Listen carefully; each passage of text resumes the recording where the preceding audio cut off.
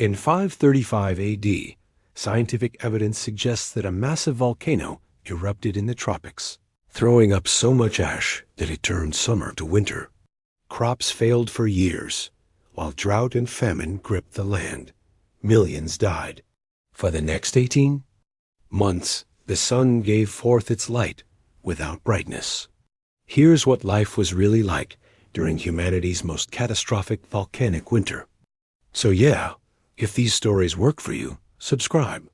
And I'm curious, what time is it where you are? Comment below. Last week, someone from Canada said they listened during lunch breaks. Not judging, just wasn't expecting that. Okay, tonight it's the year without a summer. But before we go anywhere, get cozy. Like actually cozy. Pillows good. Blanket situation handled perfect. Trust me on this one. The cold seeps through your woolen blanket as dawn approaches. But it's not the chill that wakes you. It's the roosters.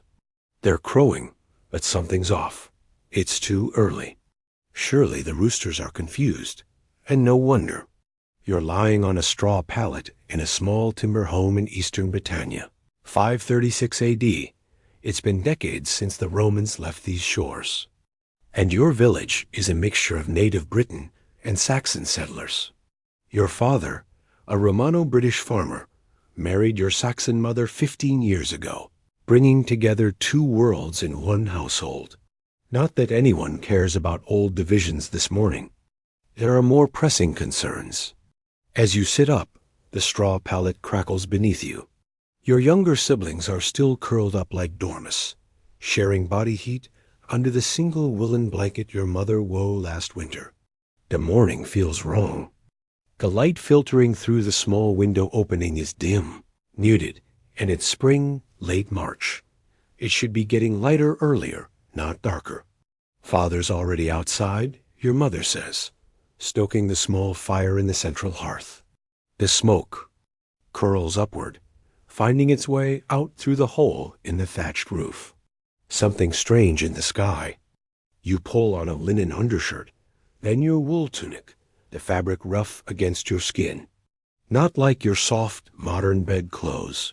The woolen socks and leather shoes are next. No one walks barefoot in a world full of mud, animal waste, and sharp debris, even indoors.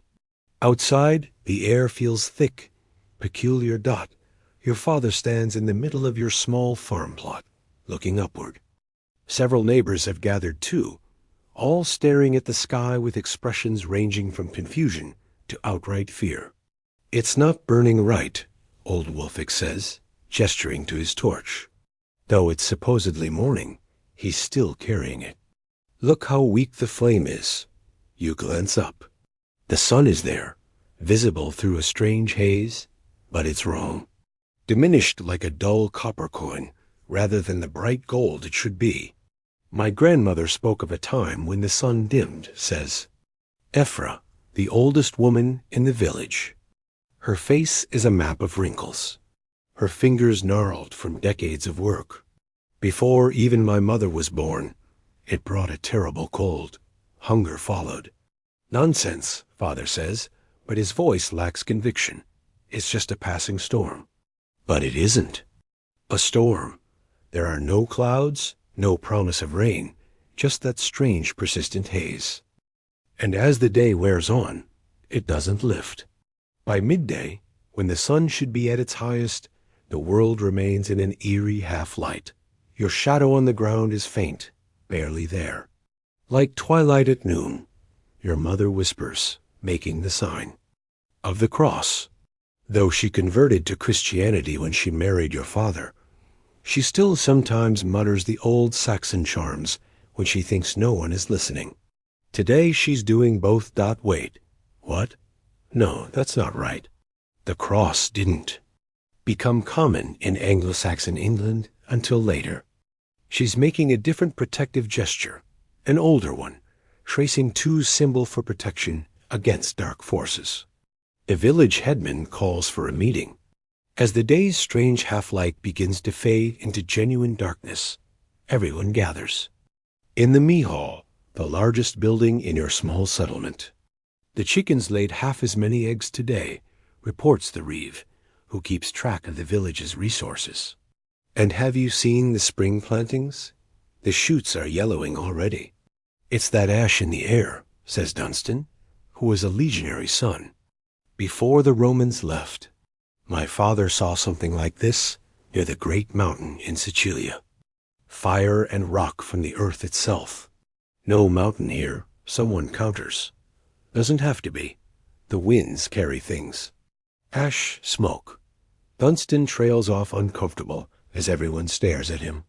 It's a sign, declares Father Cuthbert, the village priest. His voice cutting through the murmurs is divine judgment. We've strayed from God's path. All the gods are fighting, mutters old Hilda, who never gave up the old ways. Thor strikes his hammer against the sky, and the sparks blind the sun. You notice how people subtly shift. Christians moving closer to Father Cuthbert, those still holding to the old ways drifting toward Hilda, and her whispered charms not enough. The headman raises his hands. Signs or gods or whatever it may be, we need to be practical. If the planting is affected, our stores won't last. And there it is. The fear that underlies everything else. Your village, like every other across Britannia, and beyond, lives on a knife's edge when it comes to food. Good harvests mean survival. Poor harvests mean hunger or worse. Your father speaks up. We should check the stored grain, take inventory if we need to ration. Better to start now than wait. The grain won't sprout right under this sky, says Elphick. The best farmer among you. His face is grim. I tried some today in different spots. It's like they know something's wrong. The headman nods. We take stock tomorrow. Every household count what you have. We'll need to plan. Back home, your family gathers close to the hearth fire. The flames seem to struggle more than usual, as if the strange air is choking them too. What if the sun just stays like this? Your younger brother asks, his eyes wide with a child's capacity for both fear and wonder. It won't, your father says firmly, but you catch him exchanging a worried glance with your mother. That night, sleep is hard to find. The roosters, confused. By the dim day, crow at odd hours. The dogs in the village whine and bark at nothing. And somewhere in the distance, wolves howl more boldly than they have in years, as if they sense a change coming. Morning brings no relief. The sun rises as a pale, muted presence in the eastern sky. The air feels colder than it should for late. March. Your father's breath steams in the chill as he helps. You check the grains and beans in the storage pit beneath your home's floor. We have enough for 2 months, maybe 3 if we're careful, he says quietly, so your siblings won't hear. After that, he doesn't finish. He doesn't need to. In the days that follow, a new routine emerges. The strange half-light continues.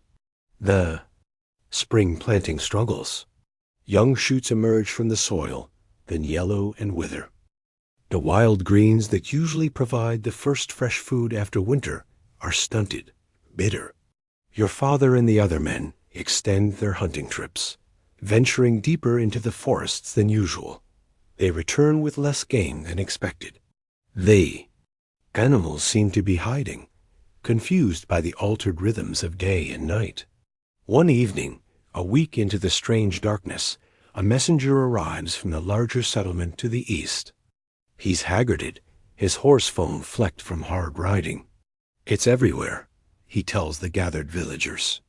All across Britannia into Gaul, too, traders say the sun is dimmed from Rome to Constantinople. Father Cuthbert raises his voice. And what do they say it is? This darkness, the messenger shrugs. Some say God's wrath. Others blame evil magic. A bishop to the south claims it's the breath of a dragon that lives within the earth. He pauses. The wise ones say it doesn't matter what causes it. What matters is surviving it. That night, your mother sits by the fire long after everyone else has gone to sleep. You watch through half-closed eyes as she takes inventory of everything in your small home. She counts the dried beans, the stored grain, the salted meat. Her fingers linger on the small clay pot that holds the precious salt itself. Worth its weight in silver and essential for preserving food. Not enough. You hear her whisper, not nearly enough. The next day brings the first real council of war. That's how your father describes it. Though there's no enemy to fight, just the dimmed sun and what it means for the crops. The headman stands in the center of the gathering. We need to think differently, he announces. The usual plantings are failing. We need to try other crops, different methods. My grandmother, old Afri, begins, and there are a few groans because everyone knows how her stories start. My grandmother knew which wild plants could feed us when the crops failed, which roots, which barks even. This time, no one interrupts her as she speaks. No one jokes about old women's tailies. Everyone listens. Acorns can be ground for flour if you leach the bitterness out first, she says. Certain pine bark, too. Nettles are coming up now. They make good soup. Dandelion roots can be roasted. Young ferns are nearly ready for picking. She names plant after plant, and someone is assigned to take notes using precious charcoal on a scrap of smooth birch bark. The Romans knew hunger, too, adds Dunstan. My grandfather said they made a porridge from whatever they could find, called it hunger soup better than starving. Plans are made. Hunting parties are organized, not just for game, but to check snares for rabbits and other small animals. Others will gather the wild plants Afir described. Every household is assigned tasks. That evening, your mother teaches you and your siblings about the plants you'll be gathering the next day. Look, she says, sketching in the dirt floor with a stick. Dandelions, you know, but also look for these. She draws the shapes of leaves, and these are the bad ones. They may look similar, but they'll make you sick or worse. How do you know all this? Your younger sister asks. Your mother's smile is grim. There was a bad year when I was younger then. You, not like this, but bad enough, my mother taught me. Now I'm teaching you. Outside, the strange half-light is fading into true darkness. Through the small window opening, you can see neighbors moving about with torches, their faces tight with worry. Your father returns from the headman's longer meeting, his expression somber.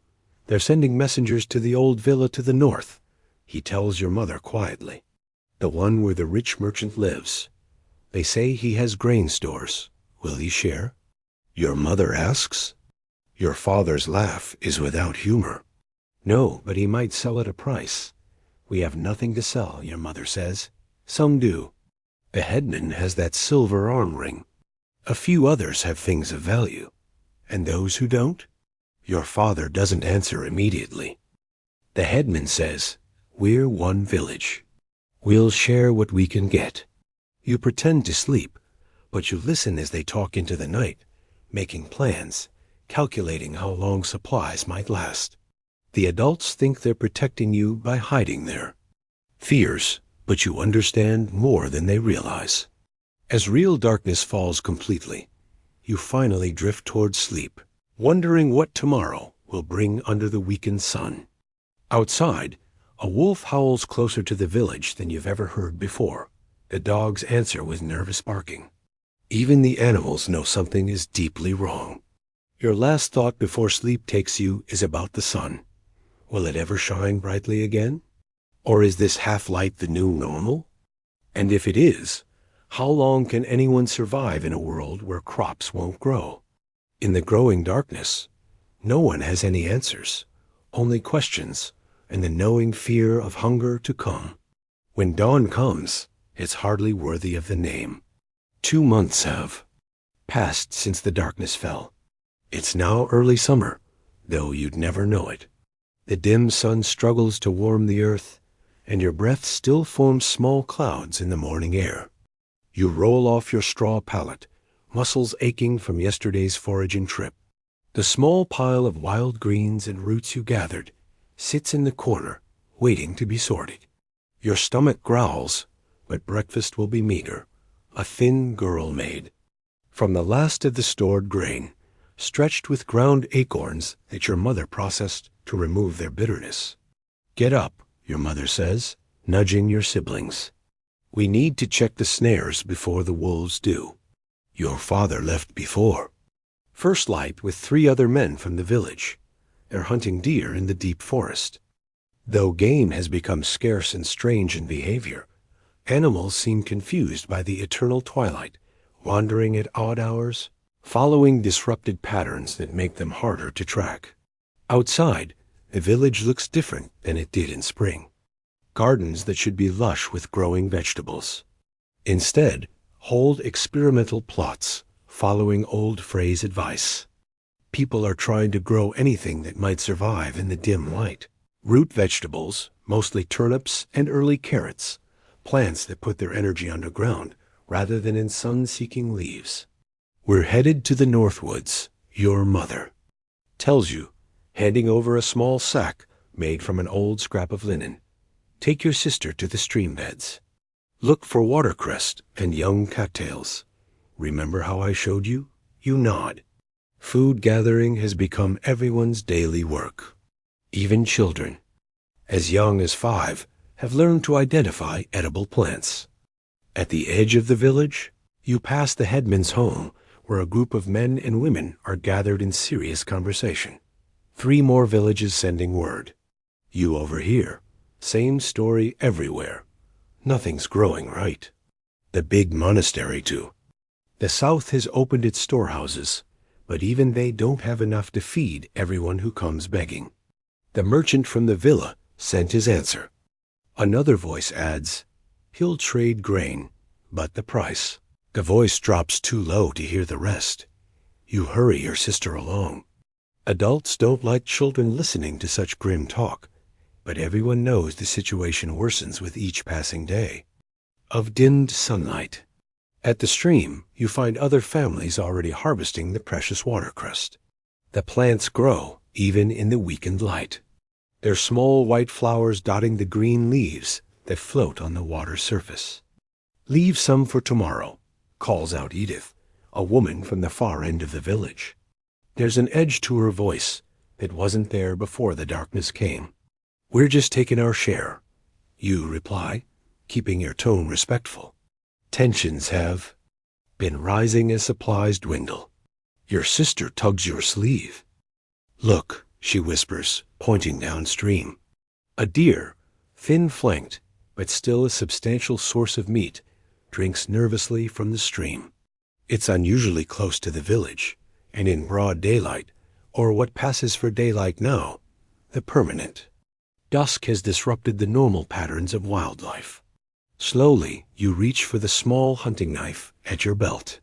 You're not skilled enough to take down a deer alone, but with it this close, the deer's head jerks up. It looks directly at you with dark, liquid eyes, then bounds away into the forest. It knew, your sister says with a child's certainty. It looked right at us. Animals are hungry, too. You tell her, turning back to the watercress. Come on, help me gather these. You work methodically, moving from the watercress to the cattails growing along the muddy bank. The young shoots can be eaten raw, and the roots realms, your mother called them, can be pounded into flour once cleaned and dried. As you harvest, an older boy from the village approaches. His own collection bag, already bulging found a patch of ramsons up the hill, he tells you, referring to wild garlic. Not many, but enough to flavor tonight's stew. He looks around carefully before adding in a lower voice. My father and the others are setting bigger snares for deer, not just rabbits. You understand what he's not saying? The headman has declared that larger game must be brought back to the village for communal sharing. Private snares for deer would be against his orders, but people are growing desperate. We didn't see anything, you reply, and he nods gratefully. By midday, though it's hard to tell precisely when that is anymore, your bag contains a decent harvest. Watercress, cattail shoots, a handful of tiny wild strawberries found in a surprisingly sunny patch, and even some dandelion roots that will be bitter but filling when roasted. As you head back to the village, you pass old Ifri's hut. The ancient woman sits outside, surrounded by younger women and a few attentive men, all listening intently. Acorn bread will keep you alive, but it binds the bowels. Something fierce. She's saying, mix in some meadow if you can find it, or drink pine needle tea. The young needles, mind you, not the old ones. She catches sight of you and waves you over. Show me what you've gathered, child. You open your bag and display your morning's work. Good nods, her gnarled fingers sorting through the plants. She stops at a particular route. Not this one. Looks like cattail root, but see this reddish tinge? Drop it. Not worth the bellyache. You discard the suspect root. As one of the women asks, what about mushrooms? There are some growing in the cow pasture. Ifri's face turns stern. Leave them be unless you're certain. The tricky ones can look like the good ones. My cousin's boy died from mushroom sickness in the Hunger Year when I was a girl. Terrible way to go. Her audience nods solemnly. In these dark days, her knowledge once dismissed as old women's chatter has become precious. What about the forest mushrooms? Someone else asks. The big orange ones on the oak trees. Chicken of the woods, we called them. Ifri nods. Good eating and safe, but watch for the false ones. If it glows at dusk, well now, any time in this cursed half-light, leave it be. You listen for a while longer before continuing home. Afra's lessons have become as regular as Father Cathpot's prayers, and many villagers attend, both faithfully hedging their bets between old knowledge and Christian faith. Back at your home, your mother sorts through your gatherings with approval. Good work. The watercress will go in tonight's pottage. We'll dry the rest for later. Later has become an ominous word. Later, when there might be even less food later. When the darkness might still grip the world. Your father returns in the afternoon with 2 other hunters. Between them, they carry a single thorn already skinned and gutted. Not the bounty they'd hoped for, but better than returning empty-handed. Small hunting party from the North Settlement says it's the same everywhere. He tells your mother quietly, as he hands over his portion of meatless, than you would have received in normal times. The darkness stretches at least 5 days' journey in all directions, maybe across the whole world. Your mother crosses herself, a gesture she's making more frequently these days. Did they say anything else? Any word of it lifting? He shakes his head. Nothing, but there's talk of a great meeting. All the villages sending representatives to the old Roman town. The bishop is calling for it. Will you go? Your father looks uncertain. The headman hasn't decided who to send. It's a 3-day journey, dangerous now with wolves coming closer to the roads and desperate people in the forests. That evening, the entire village gathers in the central clearing. The communal cooking fire burns lower than usual firewood. Like everything else is being carefully rationed. The headman has ordered the building of a large outdoor oven where each family can bring their food to be cooked together, saving precious fuel. The evening meal is a stew made from the day's hunting and gathering. The deer meat has been cut into tiny pieces, more flavoring than substance, swimming in a broth with wild greens, a few precious grain kernels, and foraged roots. Everyone receives the same portion, ladled into wooden bowls by the headman's wife, herself to ensure fairness. You sit with your family, savoring each mouthful slowly. Around you, conversation is muted but persistent. People cling to normal social interaction, even as the world around them grows increasingly abnormal. My cousin's boy took sick, one woman tells another. Fever and coughing in the wise woman says it's from the bad air. It's the dampness, her friend replies.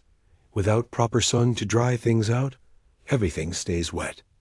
Bad for the lungs. Father Cathbot says it's a test of faith, adds a third woman. Those who remain true to God will be delivered from this tribulation. Near the fire, a group of men are discussing more practical matters. If we split the fishing nets, make smaller ones, more people can try the river at once, suggests Oswald, who learned net making from his father. Fish aren't biting like they should, counters another man. It's like they're hiding too. We need to try the deeper pools. That's where they'll go when they're frightened. After the meal, Father Cathbot stands to offer prayers. Some bow heads immediately. Others look away, their faith tested by the continuing darkness. The Lord God created light and separated it from darkness, the priest intones. We must trust that he will bring back the light in his time. From the edge of the gathering, old Afri makes a soft noise that might be disagreement.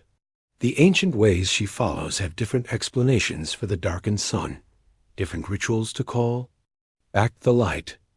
As the priest continues, you notice how the village has subtly divided those clustered near Father Cathbot, drawing comfort from Christian promises, those hovering closer to Ephra, and the handful of other oldsters who keep to the pagan ways, and a growing middle group who simply look exhausted, faith of any kind worn thin by hunger and worry. After prayers, the headman rises. We've had word from 3 more villages, he announces. The darkness covers all of Britannia and beyond. But we also have news that gives hope. The crowd stirs, desperately eager for any positive word. Traders who came to the coast settlement say that far to the south in the lands around Rome, the sun is gradually strengthening. The darkness is lifting, though slowly. Murmurs is spread through the gathering. If true, this is the first real hope since the skies first dimmed. How long? Someone calls out. How long before it reaches us? The headman spreads his hands. That? They couldn't say, but if the darkness is receding in the south, it must eventually recede here as well. It's thin comfort, but comfort nonetheless. You see shoulders straighten slightly. Expressions lighten just a fraction. Now, the headman continues, we have matters to discuss. First, the grain stores. He nods to the reeve, who stands with his tally sticks. At current rations, we have enough for 3 more weeks, the reeve reports. 4, if we reduce portions again. Grim looks are exchanged. 3 weeks is not long enough. Second, the headman presses on. The bishop's meeting. We must decide who goes. Debate follows. Some argue that no one can be spared. Others insist they need to know what wider plans are being made.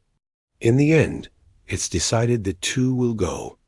Dunstan, who knows the old Roman roads, and Father Cuthbert, who can speak with the bishop as one churchman to another. They leave tomorrow, the headman concludes. Now about the fishing nets. As the meeting continues, you and your siblings grow drowsy. Your mother eventually leads you back to your home. The night has grown genuinely dark now. The strange twilight replaced by true darkness that feels almost normal by comparison. Inside, your father has built up the small hearth fire using just enough precious wood to take the damp chill from the air. Your mother unrolls the pallets, and soon your younger siblings are asleep, exhaustion overcoming hunger and worry. You lie awake longer, listening to your parents talk in hushed voices. If it's true about the South, your mother says, then there's hope. Maybe. Your father sounds less convinced. But even if the light returns tomorrow, the crops are already damaged. We still face a hungry year. We've survived hungry years before. Not like this. Never like this. There's silence for a moment. Then your mother asks, do you think we should go join those heading south?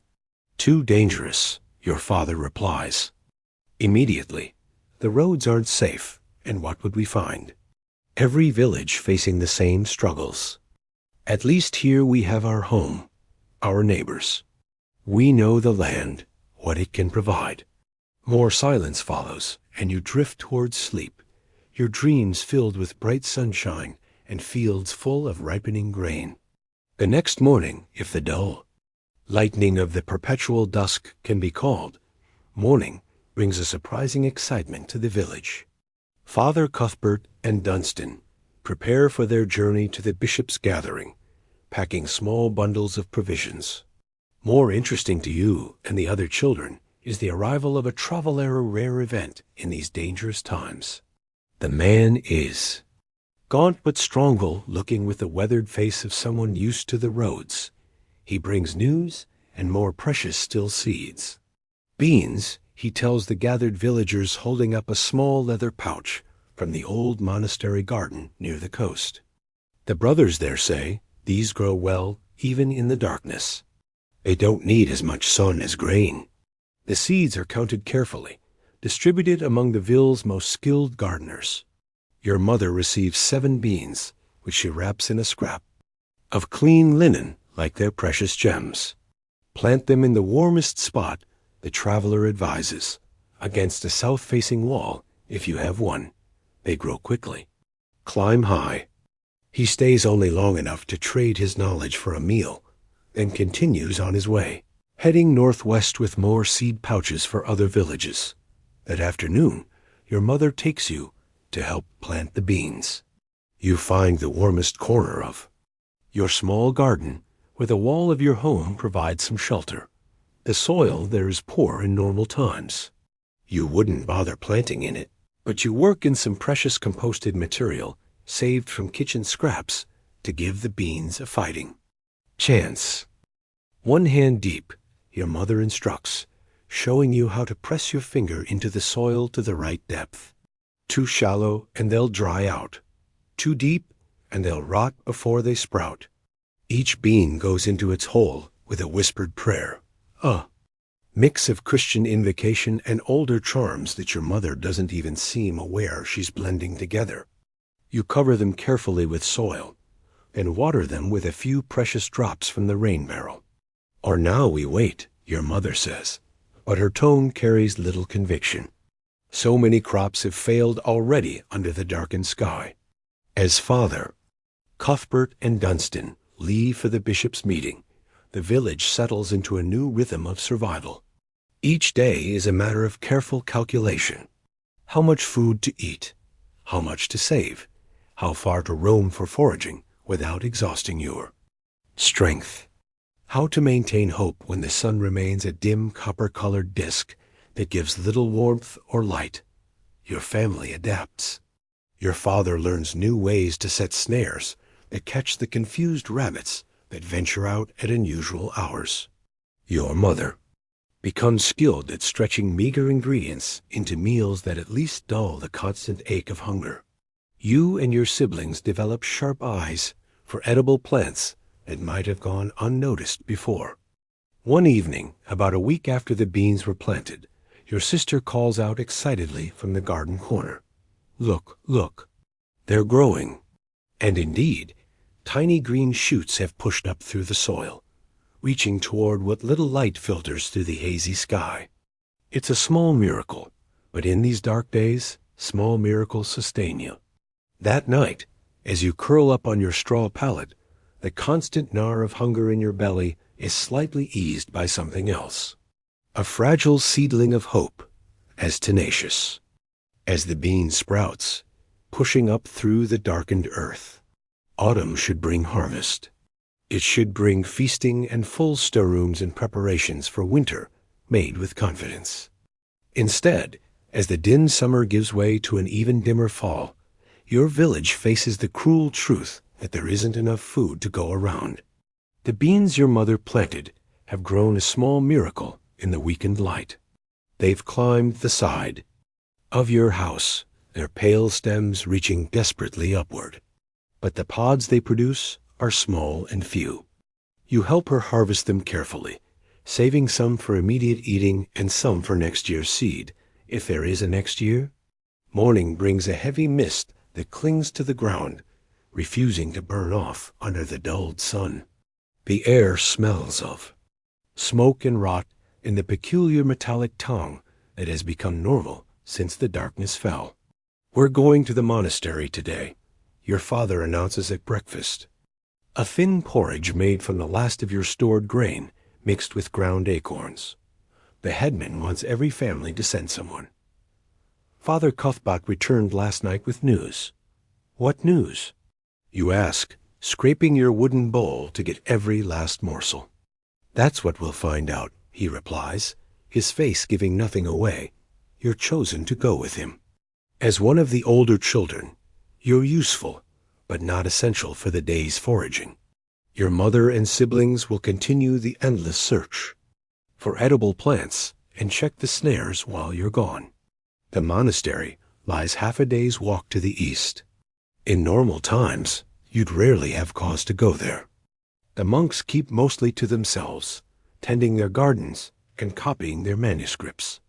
But they also store grain and preserve knowledge, both increasingly precious commodities.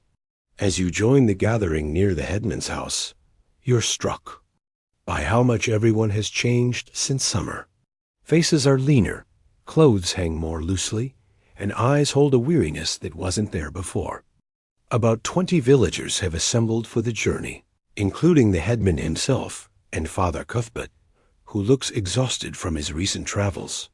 We'll follow the old Roman road, the headman announces. Stay together. There have been reports of desperate people in the forests. With that ominous warning, you set off. The Roman road is now little more than a straight path through the landscape, its stones long since carried off for building materials.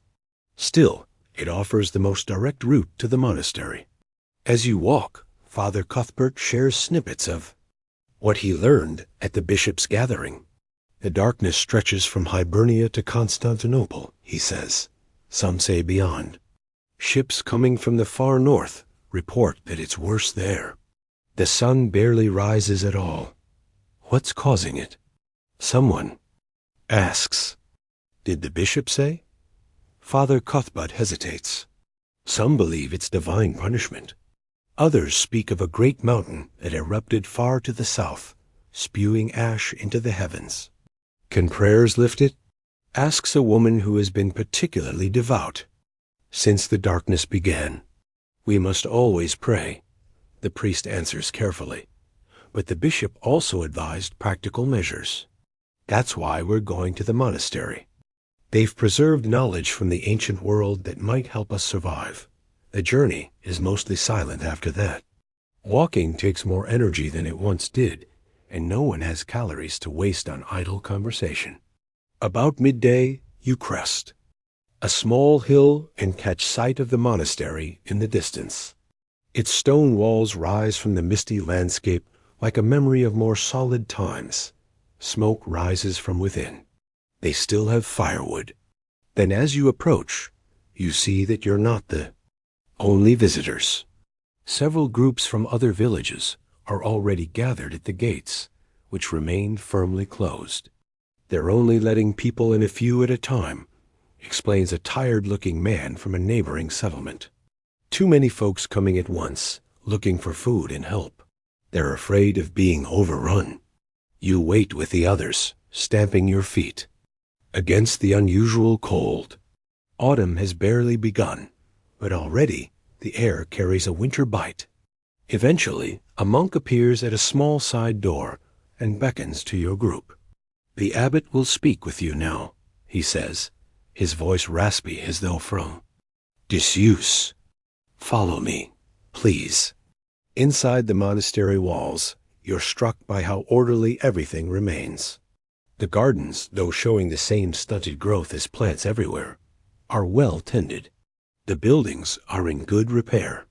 The monks move with purpose, their thin faces suggesting they too eat less than before, but their manner retaining a discipline that your village has begun to lose. The abbot receives your group in a large room warmed by a small fire. He's a tall, gaunt man with intelligent eyes that seem to assess each of you quickly. Father Cuthbert has told us of your village's plight. He begins without preamble.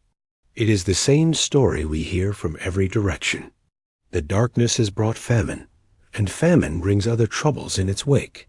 Can you help us? The headman asks. Directly, we have children who are failing. The abbot's face shows genuine regret. We cannot give what we do not have in abundance. Our own stores grow low. He raises a hand to forestall protest. However, we can share knowledge that may help you through the coming winter. And we can take in a few of the most vulnerable, the very young, the very old, if your situation becomes truly desperate. A murmur runs through your group. The idea of separating families brings mixed feelings of relief and dread. What knowledge can help us now? Asks an older man bitterly. Can your books make the sun return? No, the abbot answers calmly.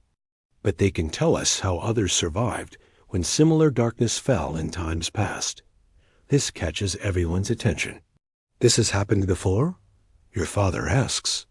Not in living memory, but yes, the chronicles speak of years when the sun dimmed and cold gripped the land out of season. Our oldest manuscripts, copied from texts that survived the fall of Rome, describe such events. He gestures, and a younger monk brings forward several bound volumes. These tell of methods for preserving food when salt is scarce, ways to find water when sources freeze, how to treat the illnesses that come with hunger and cold. For the next hour, the abbot and his monks share practical knowledge gleaned from ancient texts. Some of it you already know from village law and Afi's teachings, but much is new.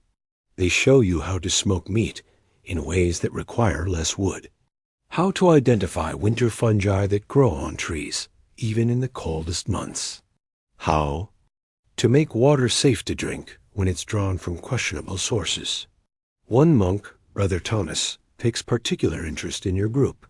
He's younger than most, with a regional accent that marks him as coming from near your village. I grew up not far from you, he confirms when your father asks. My family had a small farm near the old oak grove. Had your father inquires. Brother, Thomas's face clouds. They're gone now. The great sickness that swept through 10 years ago. He makes the sign of the cross. A monastery took me in as an orphan. As he speaks with your father, you notice a storeroom door, ajar behind him. Inside you glimpse shelves that are far less full than they should be at this time of year. The monastery, for all its apparent order, is not as secure as it first appeared. The abbot concludes the meeting by presenting your headman with a small sack. Dried peas, he explains, they'll grow even in poor light if you plant them now before the worst cold comes. They won't yield much, but perhaps enough to make a difference.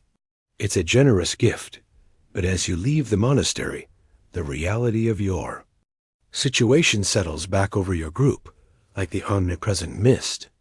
The knowledge gained is valuable, but it doesn't fill empty bellies today.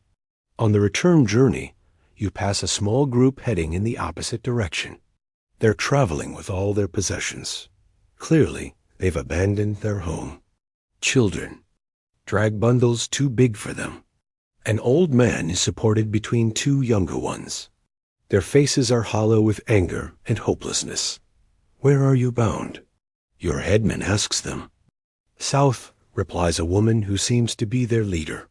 They say the darkness is lifting there, that crops grow again. It's a long journey, Father Cuthbert warns. The roads are dangerous. A woman looks at the children in her group. Their thin faces and shadowed eyes. Staying is more dangerous. We've buried 3 already. Better to die moving toward hope than sitting waiting for the end. No one argues with her logic. Your group continues homeward, each lost in thought about the choice these people have made.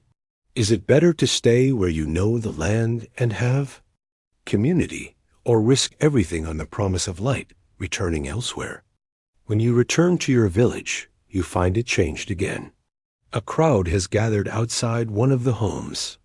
The headman pushes through to find old Godwin the charcoal maker being laid out by his weeping daughter.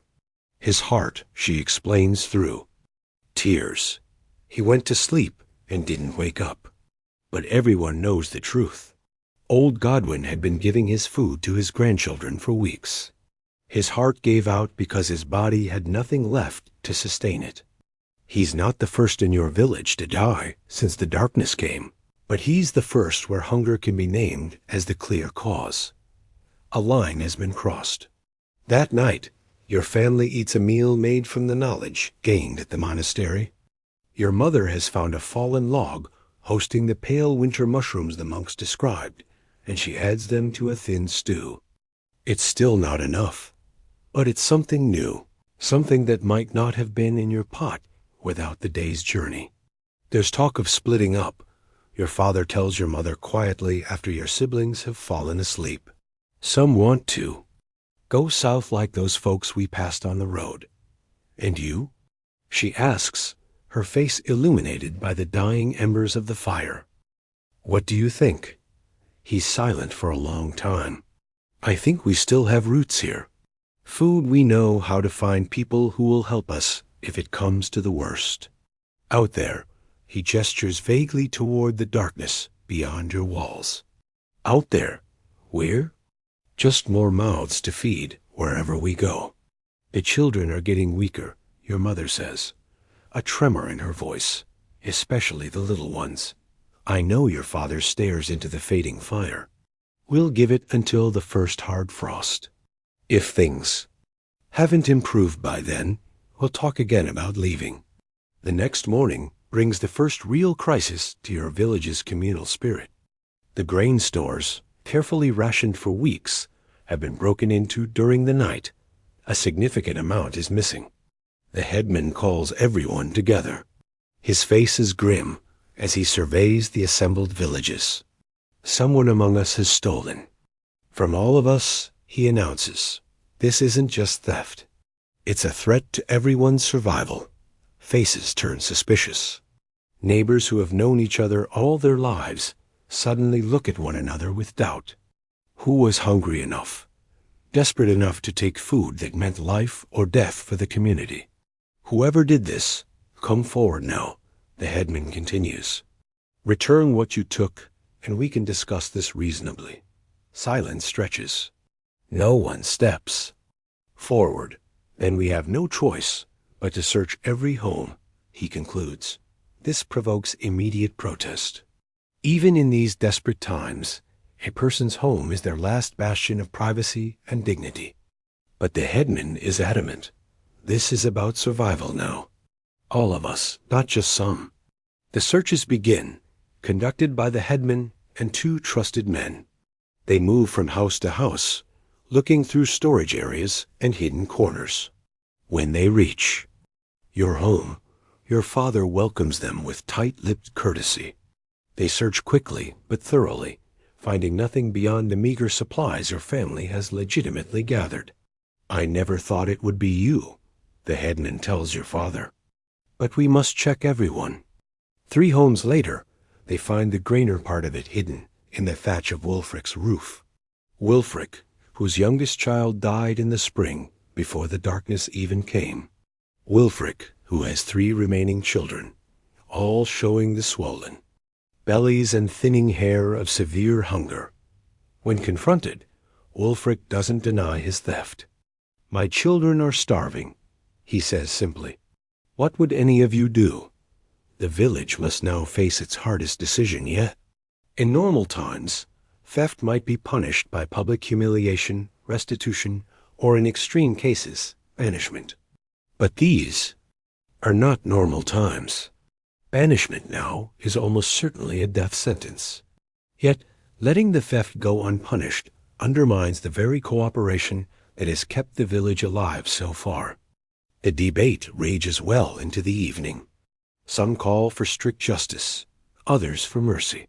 In the end, the headman makes the decision. Wulfric will return what remains of the grain to the communal store, he pronounces. And to make amends, he and his eldest son will take on the most dangerous hunting duties for the next month, seeking gain in the deep forest where the wolves have grown bold. It's a clever compromise. punishment that could potentially bring more food to the village rather than reducing its already strained resources. But the incident leaves a mark on everyone. Trust once broken is hard to restore. That night, more. Families set watches over their own small stores of food.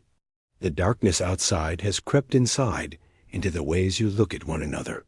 The days grow shorter, though it's hard to tell with the sun already so dim. The cold deepens. Your family adds more straw to the walls of your home for insulation. The thatch of your roof is reinforced to keep out the increasing rain.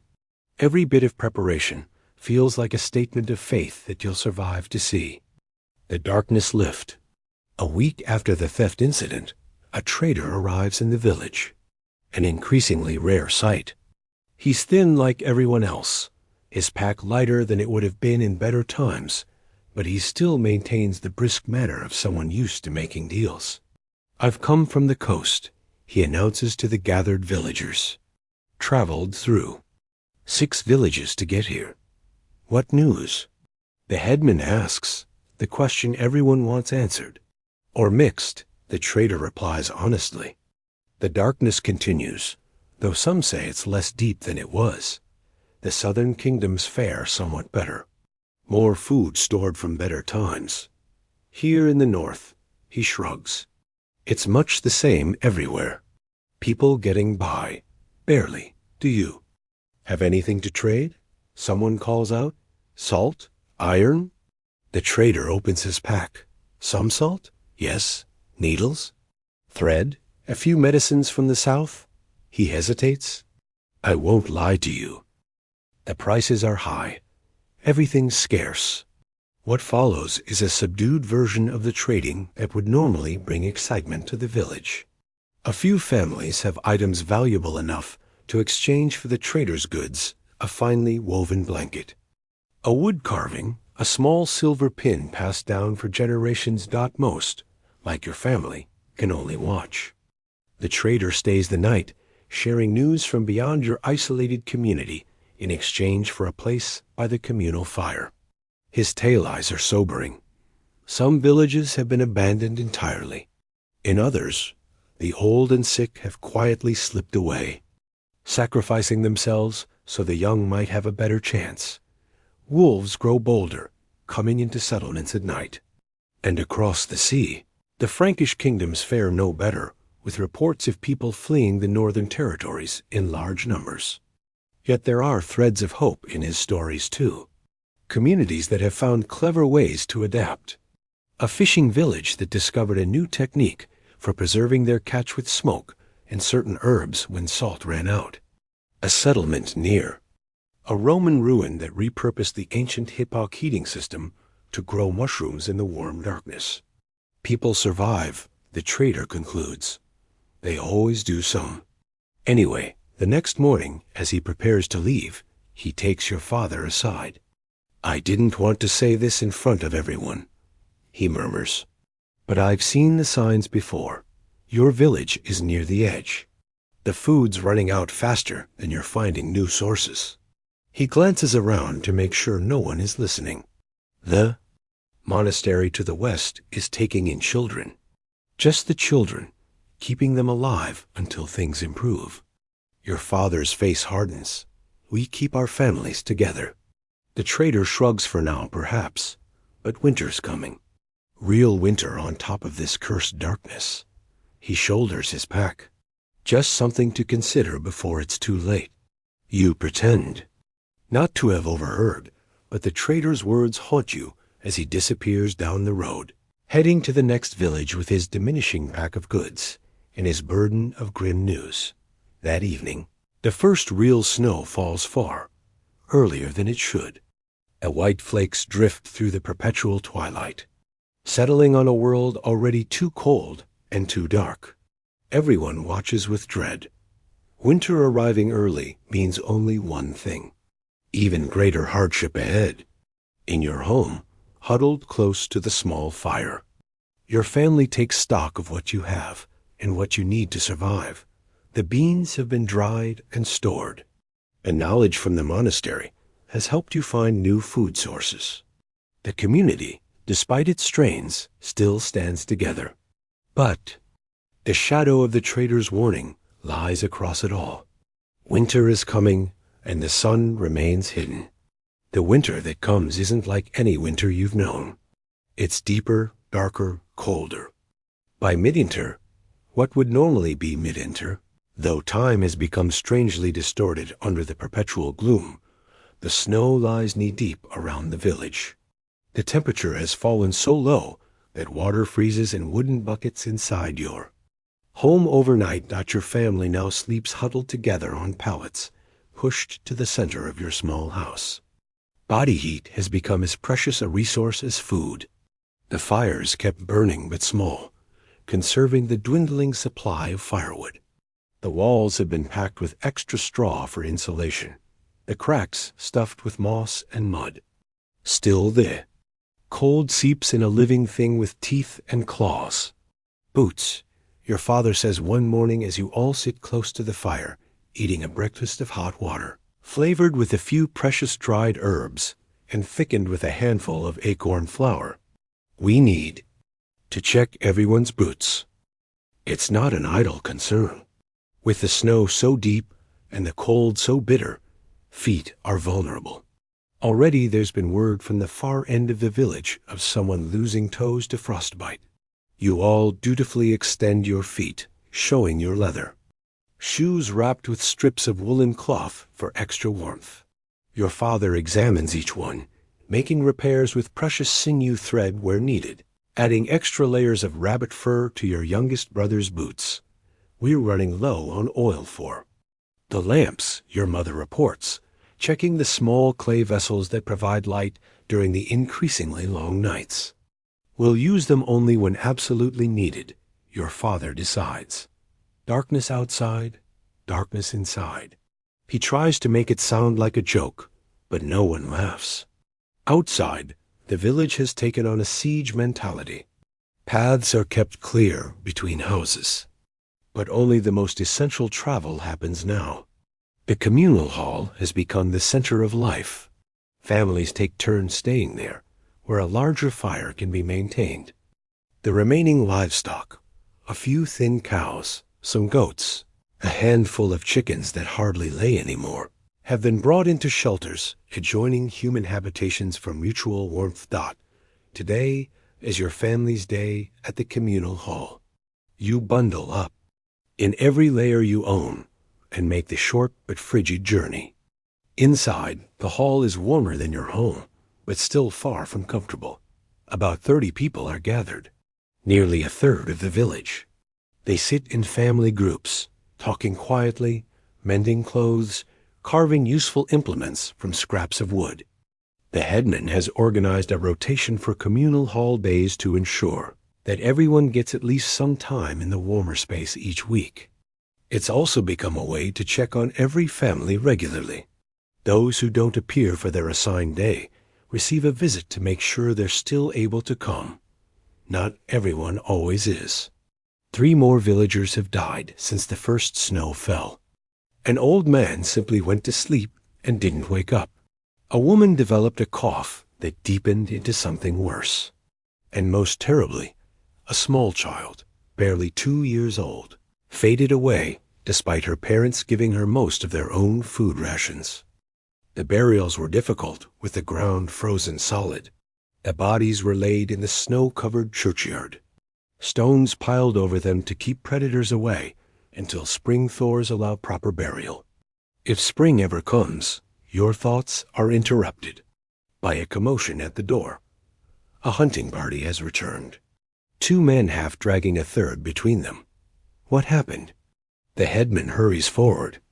Wolves, gasps one of the men, easing his injured companion onto a bench near the fire. They've never been so bold. The injured hunter has deep gashes on one leg where fangs tore through his woolen leggings. As the village's healer, an old woman named Edith tends to him. He tells his story through gritted teeth. We were following deer tracks about half a day's walk north, he explains. Good tracks, fresh. Then we realized we weren't the only ones following. The wolves had surrounded them, at least 7 by their count. Not the usual cautious behavior of wolves that normally avoid humans. These were gaunt with hunger, driven by the same desperation that afflicts everything living under the darkened sky. They attacked without warning. The hunter continues. Gunnar got the first one with his spear. I got another. But then they were on us. They had fought their way clear and managed to reach a stand of trees where they could defend themselves better. The wolves had followed for a time before giving up. They'll be back, the hunter concludes grimly. They know there's food here. The news casts a pall over the gathering. Wolves threatening hunting parties means even less chance of bringing in meat. It's also a warning that the village itself might become a target if the pack grows desperate. Enough. We'll organize larger hunting groups, the headman decides. No one goes out alone or even in pairs anymore, and we'll need to set watches at night. The added precautions mean more work for everyone when energy is already in short supply, but the alternative is unthinkable. Later, as the short dim day fades toward true darkness, your family returns home. Your father immediately sets about reinforcing the door with additional bars. Your mother checks that the shutters are secured over the small window openings. Are the wolves really going to come into the village? Your younger sister asks, her eyes wide with fear.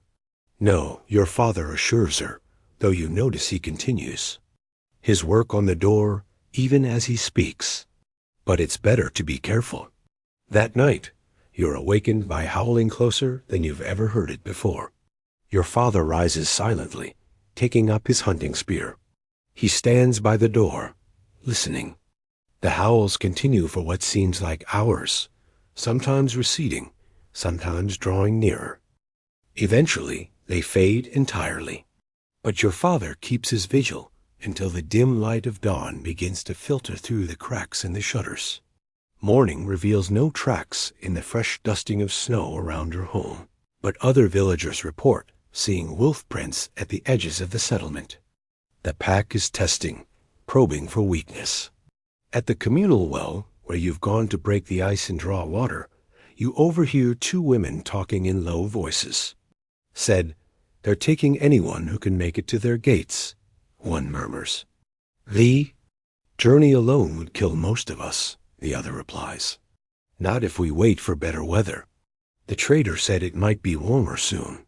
And if it's not, if this is the new normal, the question hangs in the frigid air unanswered. You finish filling your bucket and hurry home, the water sloshing and already forming a thin skin of ice on its surface. At home, your mother has laid out the family's remaining food stores on the small table.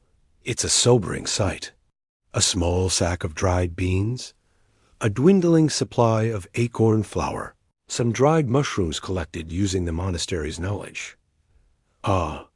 Few strips of dried meat rabbit mostly, with one precious piece of venison, dried berries gathered in the summer, now worth their weight in silver for the vitamin-rich sustenance they provide.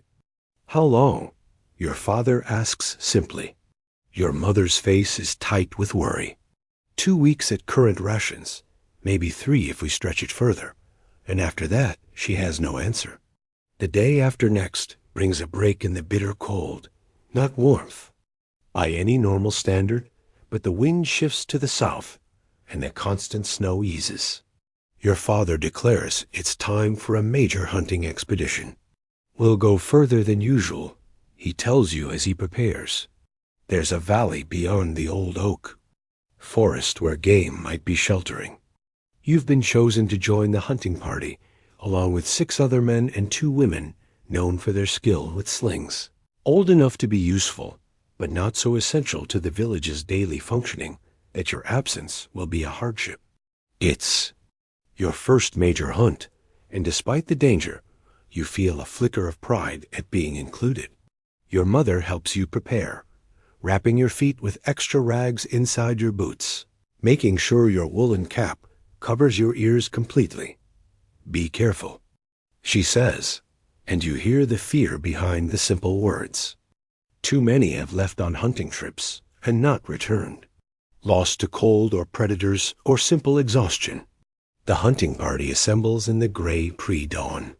Everyone is bundled against the cold, carrying what weapons they have: spears, bows, slings, snare ropes.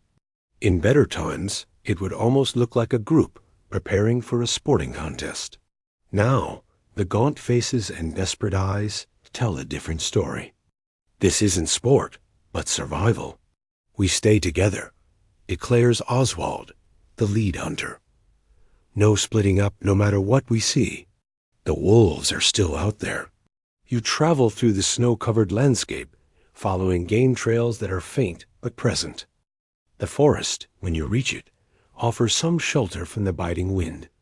Bare branches creak overhead. Occasionally, a clump of snow falls with a soft thump. Hours into your journey, one of the hunter's spots tracks deer, and relatively fresh. They're heading toward the valley. Oswald confirms after examining the prints. Just as we hoped, the trail leads you deeper into unfamiliar territory.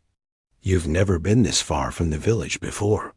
The trees begin to thin, and ahead you can make out the depression of a small valley sheltered on three sides by low hills.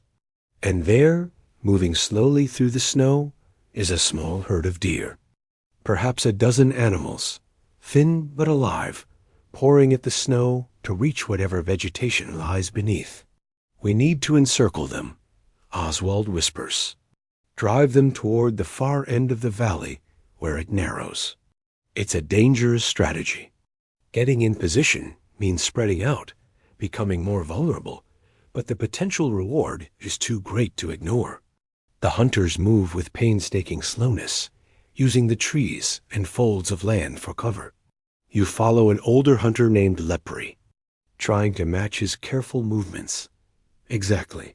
The deer continue grazing, occasionally raising their heads to test the air, but the wind is in your favor, carrying your scent away from them. Finally, Oswald gives the signal a soft bird call. That sounds entirely natural. The trap closes. Hunters emerge from cover, shouting and waving their arms. The deer startle, then flee in the only direction open to them toward the narrow end of the valley, where hunters wait with bows and spears. What follows is both terrible and wonderful. 3 deer fall to arrows and spears. A 4th is injured, but escapes with the rest of the herd. It's a stunning success, more meat at once than the village has seen since the darkness began. The work of field dressing the carcasses begins immediately. Nothing can be wasted. The blood is collected in water skins. It will be used for black pudding. The entrails are examined carefully. Some parts set aside for eating, others for uses like sinew for sewing. Even the bones will be valuable for tools and broth. As you work alongside the others, your hands numb with cold. Despite mittens, a strange sound reaches your ears. Not wolves, but something else moving through the forest at the edge of the valley. Everyone freezes, listening. People, Lepre whispers finally, coming this way. Oswald signals for everyone to gather the meat and prepare to leave. Strangers could mean danger, but it's too late for a clean escape. The other group emerges from the trees before you can disappear. There are about 10 of them, as ragged and hungry looking as your own group. They stop when they see you, their faces showing the same weariness you feel. "We mean no harm," calls their leader, a tall man with a graying beard. "We're from the settlement near the old Roman fort, 3 days east." Oswald steps forward as your group's representative. "What brings you this far west?" "Hunger," the man answers simply. "Same as you, I'd guess." "The fort is there's nothing left there." A murmur runs through your hunting party. Nothing left could mean many things, none of them good. The 2 groups regard each other cautiously. The stranger's eyes lock onto your deer carcasses, and you can see the naked hunger in their expressions. "We have families," their leader says. "Children." It's not quite a request, not quite a threat, but the implication is clear. They need food desperately. Oswald is silent for a long moment. Your village barely has enough for itself. Sharing means hunger.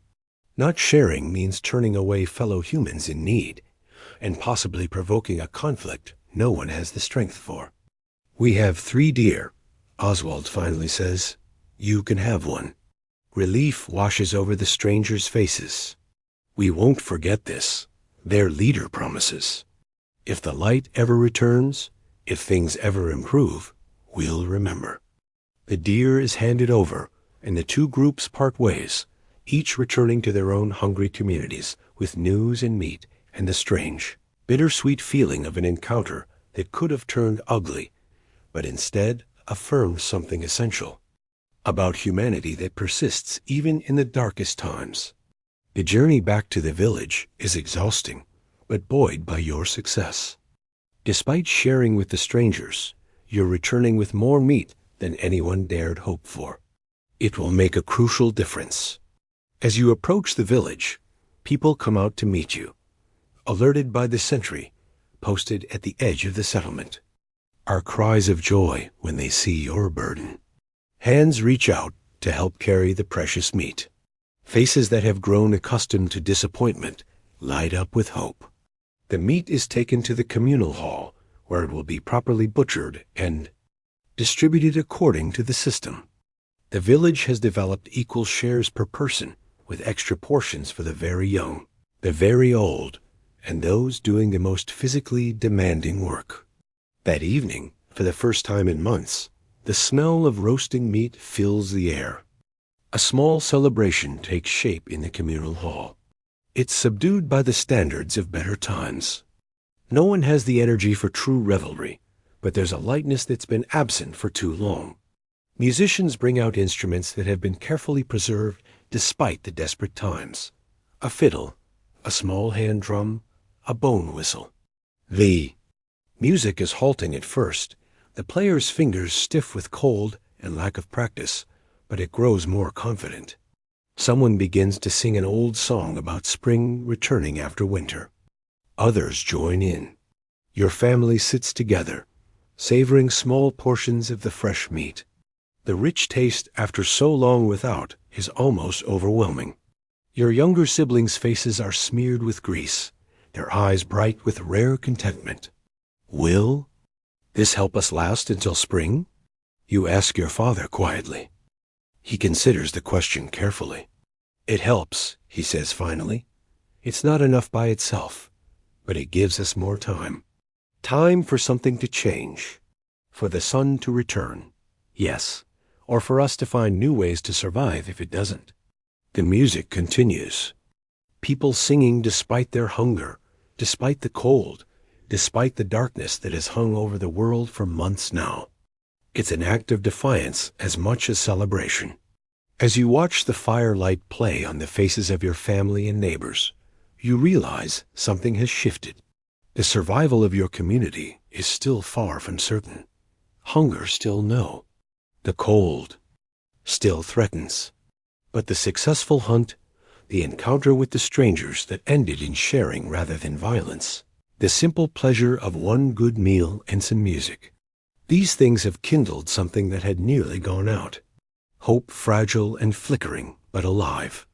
Later that night, as your family returns home through the snow, your father points upward. Look, you follow his gesture above. Through a break. In the clouds, a few stars are visible, dim and distant, but definitely there. Stars your younger sister breathes, wonder in her voice.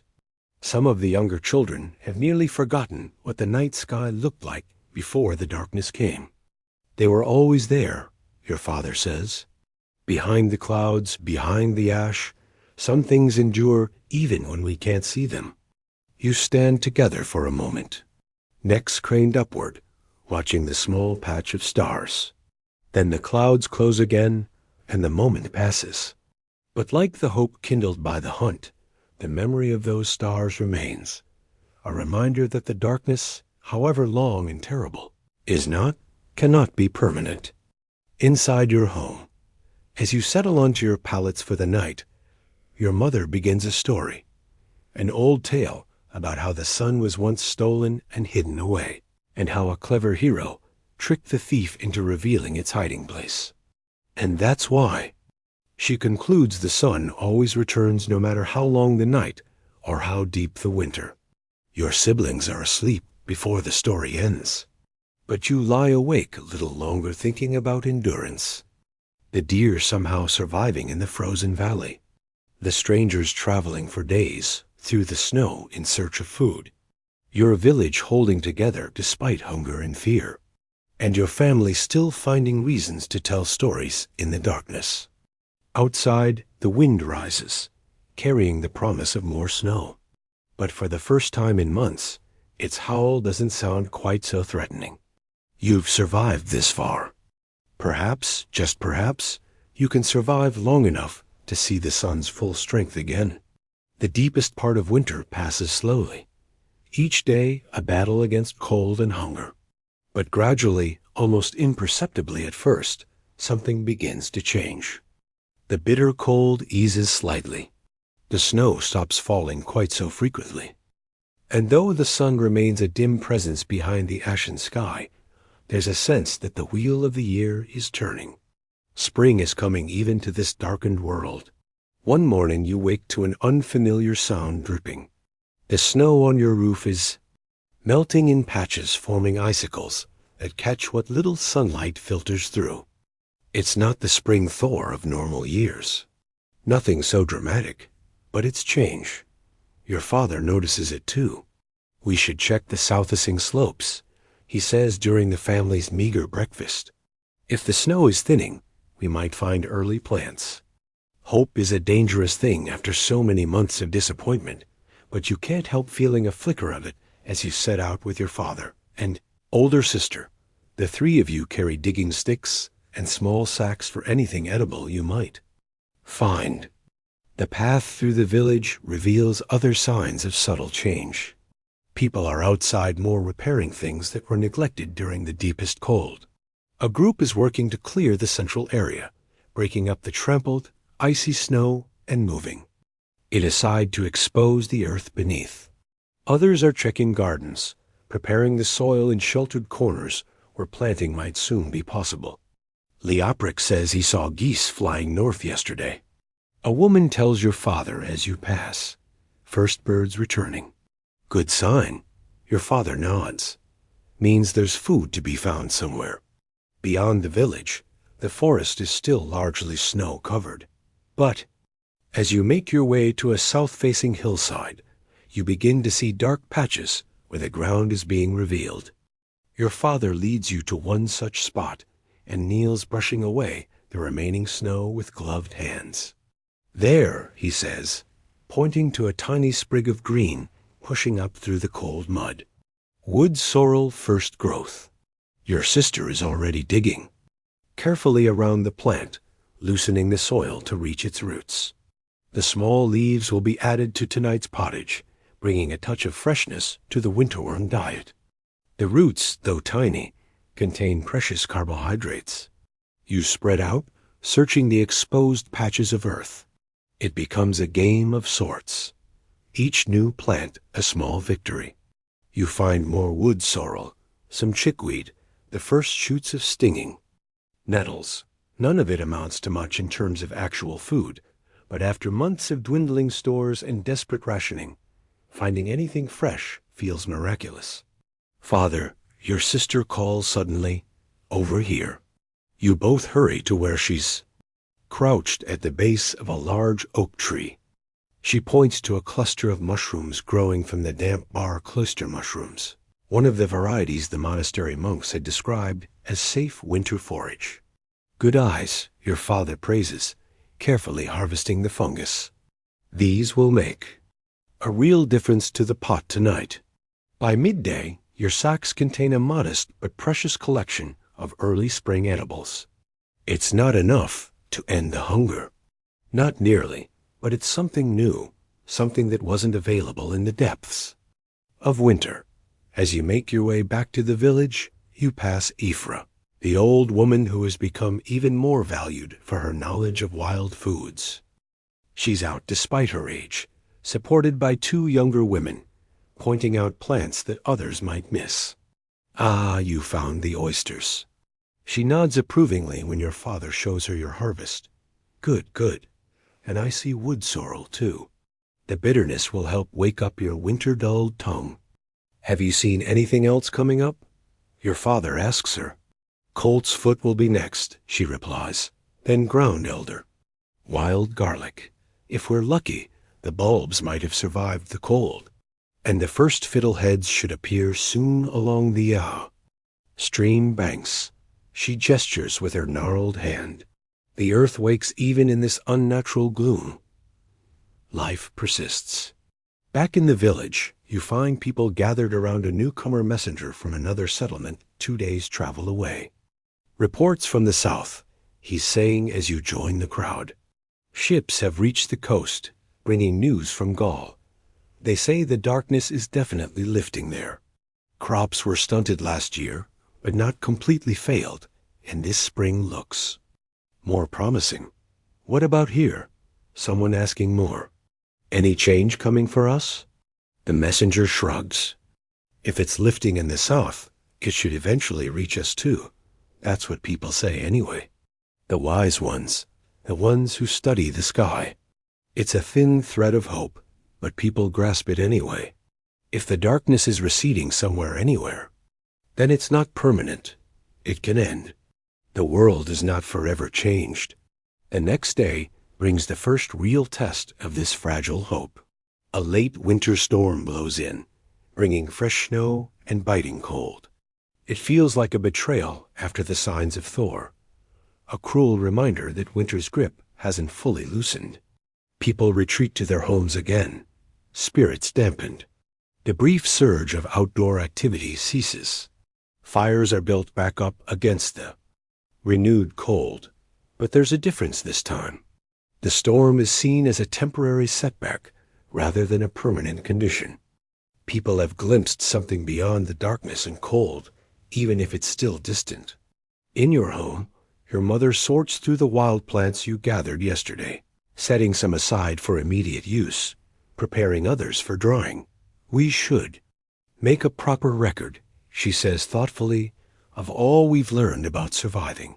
The plants, the hunting methods, the ways to conserve food and fuel, so we don't forget when better times come. If better times come, your father corrects, but gently. When your mother insists, the sun will return, the crops will grow again, but we shouldn't lose this knowledge. It's the first time in months that anyone in your family has spoken with such certainty about the future, not just surviving the next day or week, but looking ahead to a time beyond the crisis. Your father thinks about this, then nods slowly. You're right. We've learned things our ancestors knew, but we'd forgotten. Hard-won knowledge. That evening, while the storm winds howl outside, your family begins the record. Using precious charcoal. On scraped birch bark, your father writes, while your mother dictates plants and when to find them, preservation methods, hunting techniques adapted to the changed patterns of wildlife. You and your siblings contribute, too, describing things you've observed or learned. It's a small act of faith. This record-keeping faith that there will be a future in which such knowledge might be useful, might be passed on. The storm lasts 3 days, but when it finally breaks, spring's approach seems to accelerate. The new snow melts quickly. The days, while still unnaturally dim, grow noticeably longer. More birds appear, returning from wherever they found shelter during the darkest months. One particularly significant day comes when the headman calls everyone to the center of the village. A group of men has just returned from checking the old Roman road that leads to the larger settlement to the east. The road is clear enough for travel now. The headman announces, which means we can resume contact with other villages' pool knowledge and resources. He pauses, looking around at the gathered faces. It also means we need to make a decision about those who wish to journey south. The idea has been discussed quietly all winter, the possibility of leaving, heading toward regions where the darkness might be lifting, where crops might grow better.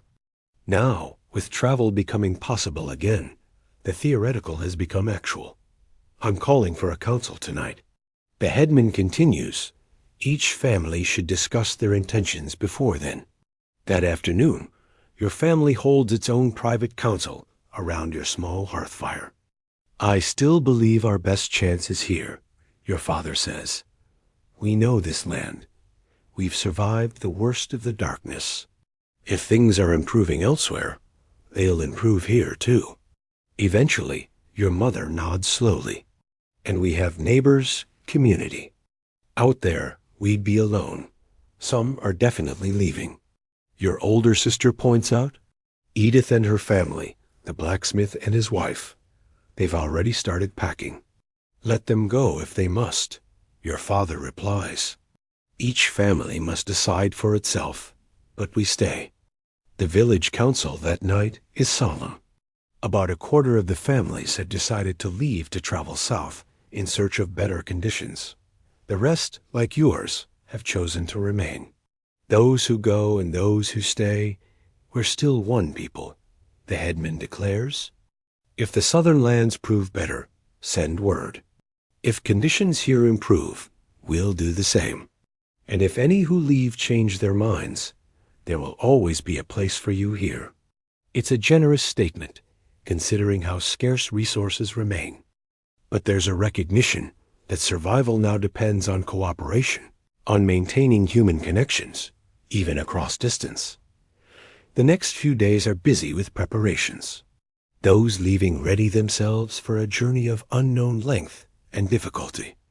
Those staying organized to fill the gaps that will be left by their departing neighbors. The blacksmith, before he goes, works furiously to repair as many tools as possible. To pay my debt, he explains when your father brings him a broken digging stick. For all the years the village supported my craft.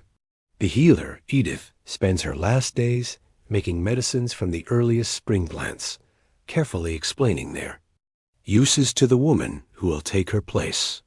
There's sorrow in these preparations, but also a strange energy. For the first time in months, people are acting rather than just enduring. On the morning of departure, the entire village gathers too. See the travelers off. Bundles are shouldered, children strapped to backs or loaded into handcarts, along with the most essential possessions. Farewells are said, promises to send news exchanged, and then they're gone. A diminishing line of people heading east to join the old Roman road that will take them south. The village feels immediately emptier, quieter. Will we ever see them again? Your younger brother asks, watching until the last figure disappears from view. I don't know, your father answers honestly, but I hope so. The reduced village quickly reorganizes. There are fewer mouths to feed, but also fewer hands for work. Everyone takes on new responsibilities.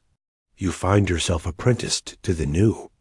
Healer, learning to identify medicinal plants and prepare remedies, a role you would never have been considered for in normal times. The days continue to lengthen. The snow recedes to patches in the shadiest spots. And one remarkable morning, you wake to a sound that had almost been forgotten. Birdsong.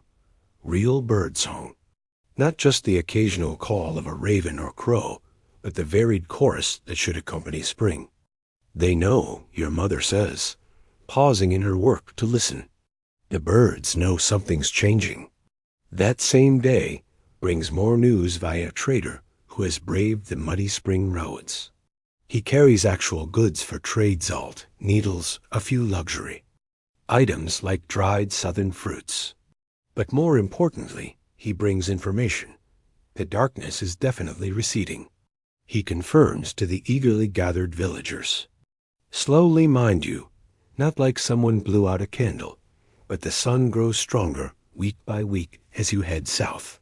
How far south must one go to find normal sunlight? Someone asks. Proper normal like before? A trader considers. I've not seen it myself yet, but they say in the Mediterranean lands, crops are growing almost as they should. Ships are sailing regular routes again. Life is continuing, and here the headman presses. What's your judgment of our situation, having traveled widely? The trader looks around, taking in the thin faces, the patched clothing, the carefully maintained tools and structures. You've done well to survive, he says finally. Better than many places I've seen. And yes, the light is returning here too, just more slowly. By midsummer, you might see real improvement. It's measured encouragement, not false hope. And somehow, that makes it more believable. The trader stays 3 days exchanging his goods for whatever the village can spare, mostly handcrafts, some preserved foods, a few small treasures that families part with reluctantly. When he leaves, he carries letters from those who stayed to those who left, maintaining the connection between the divided community. As true spring finally takes hold, the work of survival transforms into something more forward-looking. Gardens are prepared with care, precious seeds planted according to the knowledge gained during the dark months. Hunting and gathering continue, but with less desperate intensity. One significant project begins at the urging of Brother Thomas, who occasionally visits from the monastery. Under his guidance, the village starts constructing raised beds in the sunniest spots, wooden frames filled with the richest soil they can create, mixing rotted leaves, animal manure, and ash from the winter's fires. These will warm more quickly than the ground, Brother Thomas explains, and the soil can be enriched more easily. The plants will grow better, even in reduced light. It's labor-intensive work, but everyone participates. There's a sense that they're not just surviving anymore, but building something, planning for a future. The monastery itself has undergone changes. When you accompany your father there, one day to deliver some early spring mushrooms as a thank you for their earlier help, you find the monks have expanded their gardens significantly, using every available sunny spot. They've also started a new project, a detailed record of the dark time, combining observations from their own community with reports gathered from travelers. We must understand what happened. The abbot explains, when your father asks about this. Work, both for practical reasons to be better prepared if it happens again, and for spiritual ones to comprehend our place in God's creation. Do you believe it was God's will, your father? Your father asks the darkness, the suffering. The abbot considers this carefully. I believe that in all things, even terrible ones, there are lessons to be learned. The darkness humbled us. It showed. Use our dependence on the natural world, on each other. Perhaps that is lesson enough? On the way home, you and your father stop at the top of a hill that offers a view across the surrounding countryside. The landscape is changing. Patches of green appearing where before there was only brown and white. Small streams glinting as they run free of ice, life reasserting itself. And above, though still muted, the sun seems just a fraction brighter than it was a week ago. The abbot is right about one thing, your father says, gazing at the view. We understand better now what matters. What does matter? You ask. He looks at you, then back at the land stretching toward the horizon. This the earth, each other, the knowledge passed down from those who faced hard times before us. He pauses. And hope. Without that, none of the rest would have been enough. When you return to the village, you find unusual activity centered around the communal hall. A large fire has been built outside, and several women are preparing what appears to be a feast modest by the standards of before the darkness, but remarkable given the continuing scarcity. What's happening? Your father asks as you approach. First, Harvest, replies the headman, emerging from the hall with a proud smile. Small, but worth celebrating. He leads you to a table where several baskets display the earliest yields from the village gardens and gathering. Effort's tender spring greens, some small root vegetables, early herbs, wild onions, and mushrooms. None of it amounts to much in terms of volume, but the variety is heartening after the monotony of winter fare. "We'll eat together tonight," the headman announces, to mark the turning of the season, to remember those we've lost, and to look forward. That evening's gathering has a different feeling than any since the darkness began. There's still hunger. The portions remain small, but there's also genuine celebration. The music is more energetic. The conversation's more animated. Stories are shared about the winter just endured. Tales of close calls, unexpected discoveries, moments of despair and surprising joy. Some are somber, honoring those who didn't survive. Others draw reluctant laughter, finding humor even in the hardest times. "Remember when the wolves surrounded the village for 3 nights straight?" recalls one of the hunters. "And old Godwin climbed onto his roof with a burning brand, yelling at them like they were naughty children." Or when we tried to make bread. "From pine bark," adds a woman, making a face. "Even the dogs wouldn't eat it." These shared stories do something important. They transform individual suffering into collective experience, private fears into communal memory. They help make sense of what has happened, begin to place it in the past rather than the ever-present now. As the evening progresses, plans are discussed for the coming weeks and months. Seeds recently traded from neighboring villages will be planted as soon as conditions allow. A fishing expedition to the distant lake is being organized.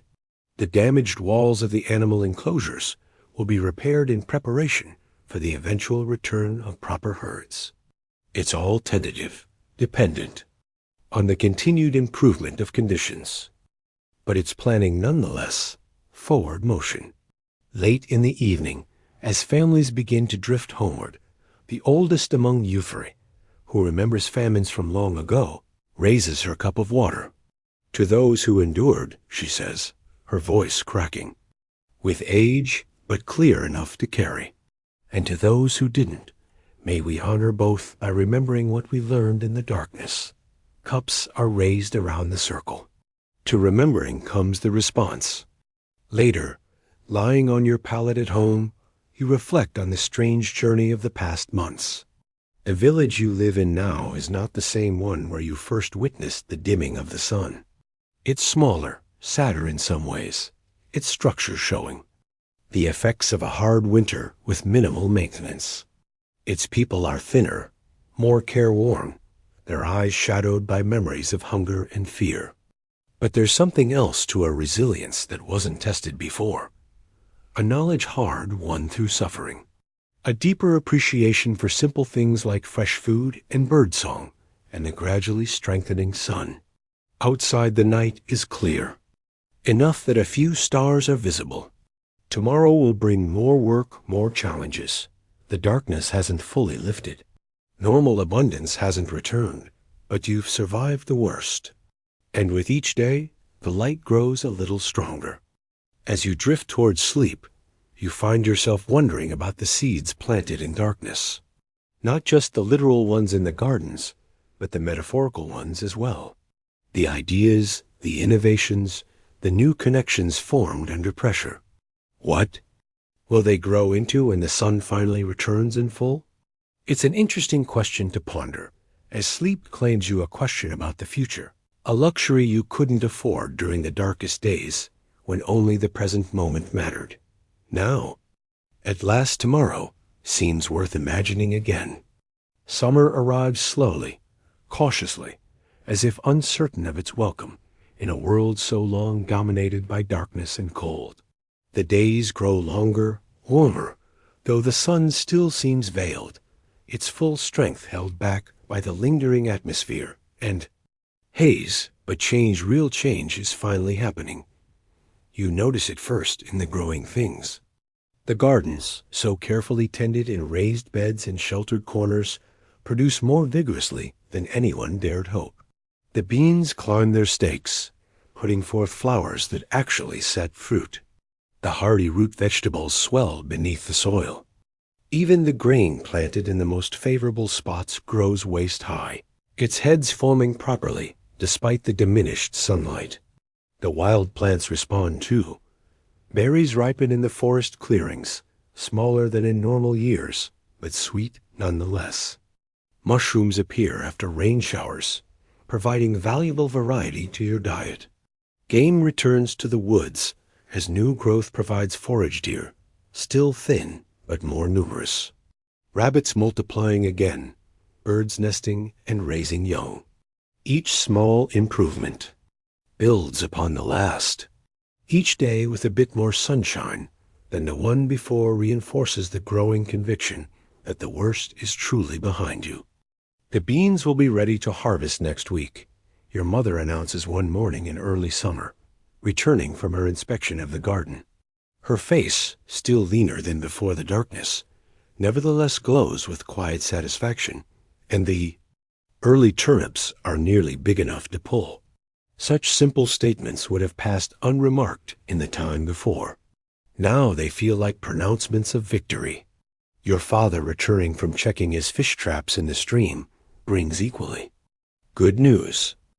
6 good-sized trout, he reports, holding up his catch. The water's running clearer now. Fish can see the bait better. These small successes multiply across the village. The communal stores, so dangerously depleted during winter, begin to build. Back up, not to the levels of true abundance that will take multiple good seasons, but enough to ease the constant anxiety about tomorrow's meal. With this easing comes a gradual return to activities beyond mere survival. The long-neglected church is cleaned and repaired.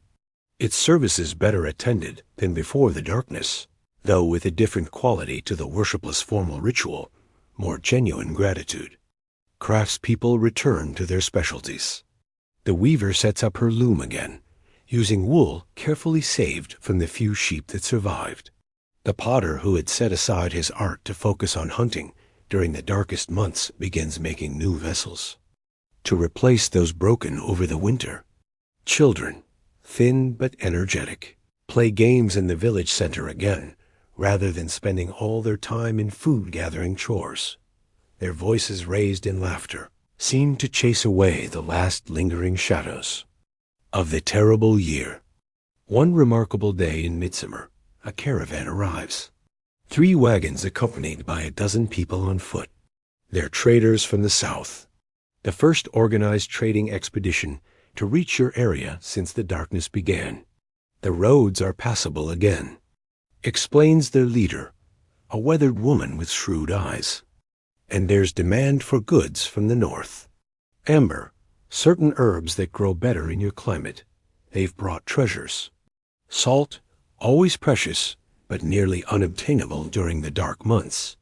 Iron tools from the southern forges, small luxuries, like honey and spices, and most valuable of all, reliable information about conditions elsewhere. The darkness is lifting everywhere, the trader confirms to the gathered villagers. Faster in some places than others, but the pattern is clear. The sun returns. What caused it? Someone asks. Does anyone know for certain? The learned men in the great cities have theories. She replies with a shrug. Some say a mountain across the eastern sea erupted, sending ash into the heavens. Others blame a great fire in the forests far to the north.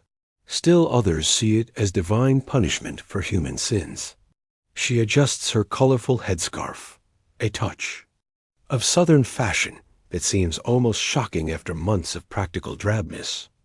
What matters is that it's ending. Already in the Mediterranean lands, crops grow almost normally. Ships sail regular routes.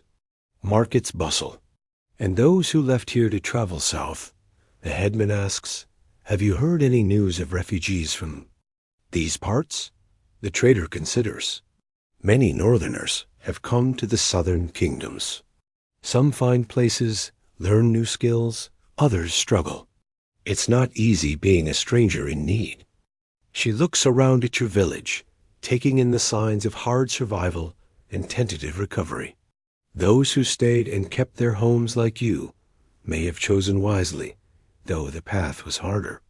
After setting up their goods for trading, the caravan members share a meal with the village.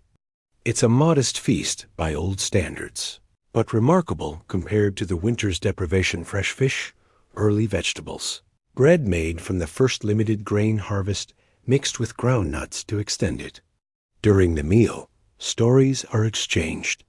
The traders tell of conditions elsewhere, how different communities fared during the dark time, the changes wrought across the wider world. The villagers share their own tales of survival, innovations, losses, and unexpected discoveries. "Our old healer died midwinter," recounts the headman, "but she had already begun training this young one. He nods toward you, acknowledging you're new. Role in the community, who found that certain tree fungi make effective medicine for chest ailments. Saved 3 children during the late snowstorms. You feel a flush of pride at this public recognition. Your apprenticeship to the new healer, born of necessity when Edith left with the southern immigrants, has become something more: a genuine calling discovered in the midst of crisis." Other stories follow the hunter who developed new snare designs. That worked even in deep snow. The former Roman soldier's son who remembered his father's technique for making insulated shelters. The grandmother who taught everyone which tree barks could be ground for emergency flour. "Necessity is the mother of innovation," nods the lead trader approvingly. That's been true everywhere. The darkness forced us all to remember old ways and discover new ones. The trading continues for 3 days. Few in the village have goods valuable enough to exchange for the caravan's treasures. But barter arrangements are made: promises of future pelts, honey from the wild hives that are reestablishing themselves in the forest, medicinal herbs that will be ready for harvest later in the summer. On the morning the traders depart, they leave behind not just the goods that were exchanged, but something equally valuable: connection to the wider world. Confirmation that life continues beyond your isolated community. Proof that recovery is not just a local phenomenon, but a widespread reality. That same day brings another significant event. A small group of people appears on the path from the east, not traders this time, but familiar faces. 3 families who had left for the south during the winter have returned. They're greeted with surprise and joy, welcomed back into the community. They departed. That evening around the communal fire, they share their experiences. "We made it as far as the Great River," explains Godric, once the village's best hunter. "Found a settlement there that took us in, but it wasn't," he hesitates, looking for words. "It wasn't home." And as the weather improved, as we heard reports that conditions were getting better here too, we decided to return. "The journey south was hard," adds his wife. "Many who left didn't make it all the way, and those who did often found that being newcomers, refugees, meant starting at the bottom, working the worst land, taking the meanest jobs." "We heard about your bean harvest," says another returnee with a slight smile. "Word travels even in these times. They say the northern villages are recovering, that you found ways to grow food even in the dim light. We adapted," the headman acknowledges, "as did you in your own way. We're glad to have you back." Arrangements are made to reintegrate the returning families. Their former homes had been maintained by those who stayed, part of an unspoken agreement that the community would remain open to those who might return. Fields are reallocated, tools shared, the work of the village redistributed to include the additional hands. A week after the return of the immigrants, when they've settled back into the rhythms of the village, an even more significant event occurs. It begins as an ordinary summer morning, cool but pleasant, the weakened sun fighting its way through the ever-present haze. You're in the forest with your younger sister, gathering berries that grow in a sunny clearing when she suddenly stops, looking upward. "The sky," she says, wonder in her voice. "Look at the sky." You follow her gaze above. Something is happening. The dull grayish veil that has hung over the world for so many months is shifting, thinning. In places, it's breaking apart like morning. Mist revealing patches of true blue sky. And through one such break, the sun shines down. Not the weak copper-colored disk you've grown accustomed to, but something closer to its former self, golden and bright. The light strikes your face with surprising warmth. You find yourself frozen in place, berry basket forgotten, facey lifted to receive this gift. Beside you, your sister is doing the same. Her eyes closed, expression rapturous. It doesn't last long. The break in the haze closes. The direct sunlight fades back to filtered dimness. But it happened. You both saw it, felt it. We have to tell everyone, your sister says, already gathering up her basket, ready to run back to the village. You hurry after her, your own steps, quickened by excitement. But as you emerge from the forest edge, you realize you're not the only ones who noticed. Throughout the village, people have stopped their work, faces turned skyward. Some are pointing, exclaiming, others stand in reverent silence. The sun is breaking through again, this time for longer. Golden light spills across the village like honey, illuminating everything with a clarity you'd almost forgotten was possible. Colors seem suddenly more vivid. The green of growing things, the blue of the stream, the varied hues of clothing and homes. Shadows, sharp-edged and definite, appear for the first time in months. It's coming back, someone says, voice thick with emotion. The sun is truly coming back. There's no formal celebration, no organized response to this moment. It unfolds organically, people drawn together in small groups sharing their observations, their hopes, their relief. Some weep openly, others laugh. A few drop to their knees in prayer. Your family gathers outside your home, standing together in the strengthening sunlight. Your father puts his arm around your mother's shoulders. Your siblings, even the older ones who try to maintain their dignity, can't help but spin and dance in the golden light. Will it stay this time? Your youngest brother asks, squinting upward. Not all at once, your father answers.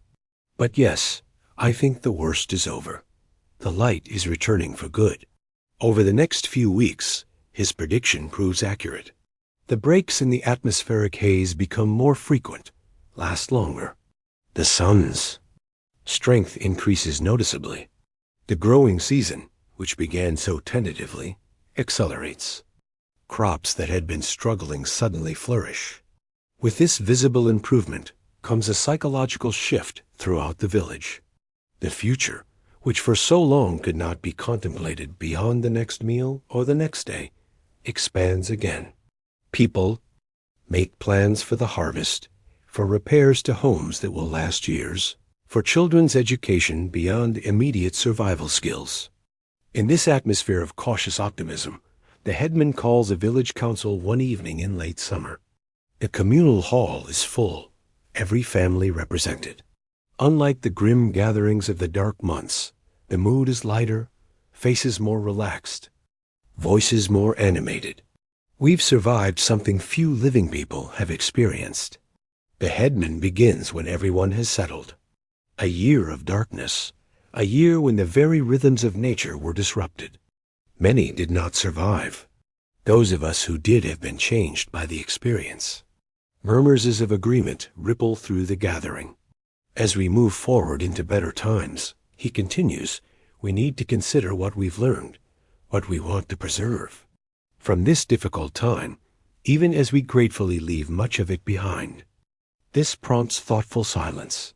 No one rushes to speak. Finally, old Afri rises shakily to her feet, supported by a younger woman. We remembered the old knowledge, she says, her voice frail but clear. The plants that can sustain us when crops fail, the ways to preserve food without salt, the methods of finding water and keeping warm that our ancestors knew, but we had forgotten. We must not forget again, adds the new healer who replaced Edith. These skills should be taught to every child, not just those with special interest. Everyone should know how to survive. Others speak up, offering reflections on the dark time and suggestions for the future. The blacksmith who returned from the south proposes regular trading expeditions to maintain connections with distant communities, ending the isolation that made the crisis more dangerous.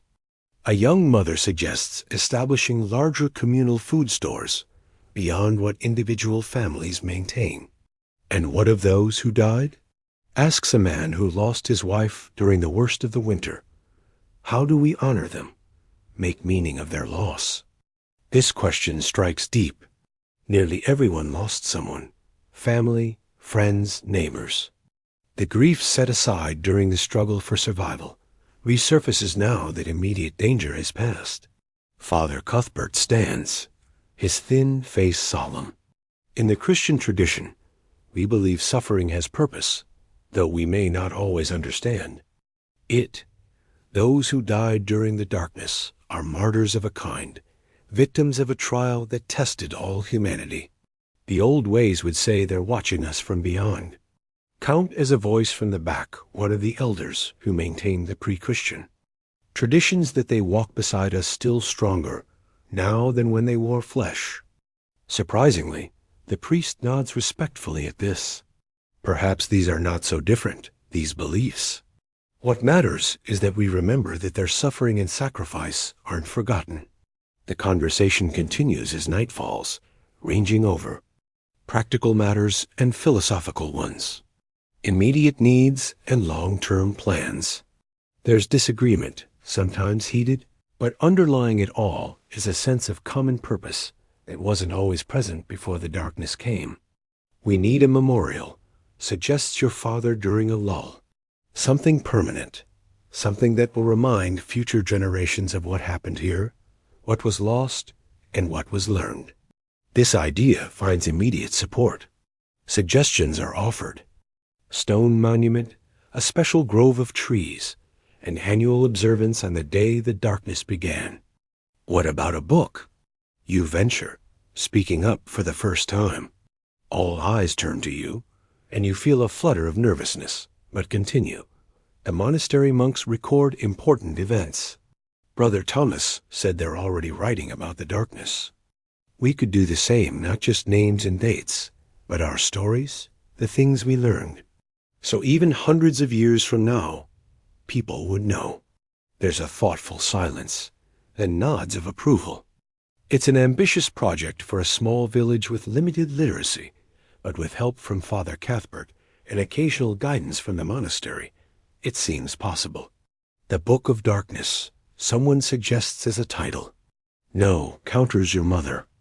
Gently, the Book of Survival, of Endurance. The darkness was only half the story. As the meeting concludes, people linger, reluctant to end this moment of community reflection. Small groups form, conversations continue. There's a feeling of something significant having occurred. Not just the visible return of the sun, but a deeper realization of what your community has become through adversity. Walking home under a sky where stars are once again clearly visible, your family reflects on the journey of the past year. We're not the same people we were, your mother observes, looking at each of you in turn. Not the same family, not the same village. Better or worse, asks your sister. Your mother considers this carefully. Different, stronger in some ways, more aware of our fragility in others. She reaches out to touch each child's head in turn, more grateful certainly for things we once took for granted. At home, your father builds up the fire. Not the desperate minimal flame of winter, but a comfortable blaze for warmth and light. Though the day was sunny, summer nights still carry a chill, a reminder that nature's rhythms aren't fully restored. As your family settles around the hearth, your youngest brother asks for a story, a request that would have seemed frivolous. During the darkest days when every word, like every action, was focused on survival. Tell about the time before the darkness, he urges, when the sun was always bright.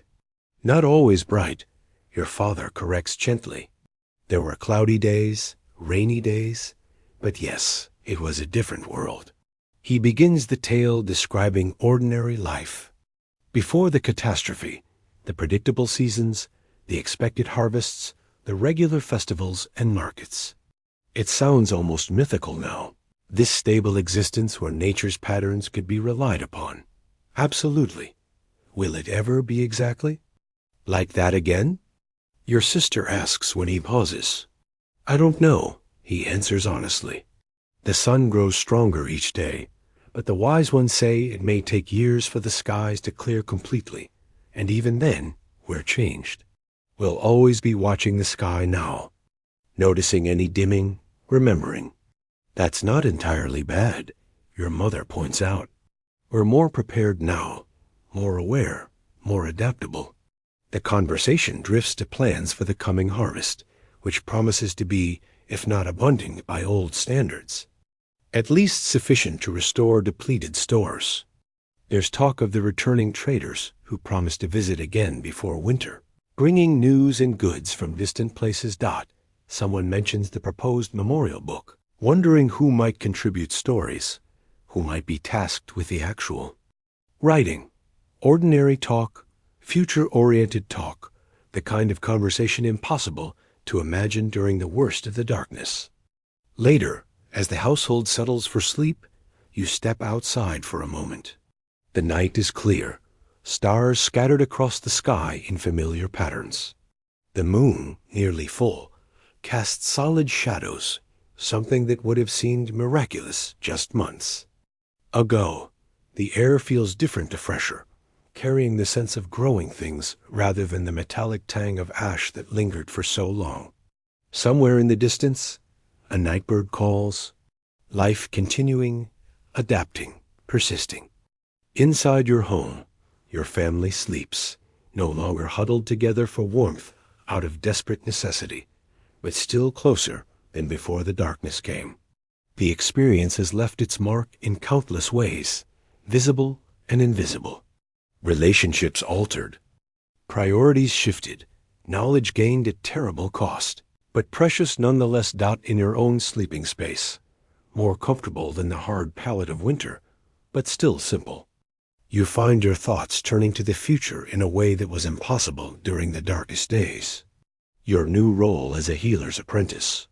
The book of memories that might be created, the trading connections being reestablished, the sun growing stronger day by day. The darkness changed everything. The village, the wider world, you yourself. There will be no returning to exactly what was before. But as sleep claims you, your last waking thought is that perhaps what emerges from this crucible might, in some important ways, be better than what came before. More appreciative of sunlight and growing things, more conscious of connection and interdependence, more aware of both human fragility and human resilience. Outside, the stars continue their ancient patterns, wheeling slowly above your sleeping village. The crops nourished by the strengthening sun grow silently in the night. And somewhere beyond the horizon, the next dawn waits brighter than the one before, promising a day with more light than shadow. You drift into peaceful sleep, warm and secure in your bed worlds, away from that terrible year of darkness, yet forever changed by it, carrying its lessons forward into whatever comes next. And as you sleep, let the cares of the day melt away. Your journey through this ancient disaster is complete, but the comfort of your own bed remains. Let your breathing slow, matching the gentle rhythm of rest that humans have known since time began. The darkness of night isn't something to fear, but a natural pause, a restful interlude before the light returns again. Sleep well knowing that whatever challenges we face, we too can endure, adapt, and find our way back to the